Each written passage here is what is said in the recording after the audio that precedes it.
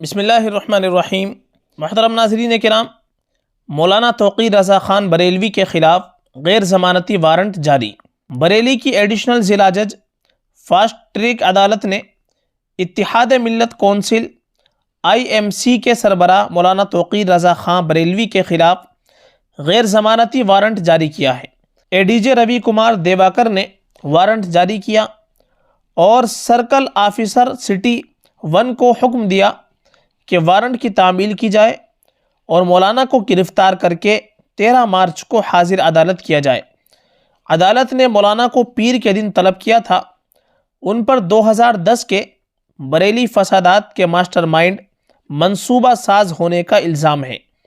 کئی کوششوں کے باوجود پولیس مولانا کا پتہ نہیں چلا سکی۔ ان کے مکان پر قفل لگا ہے، یعنی تالا لگا ہے۔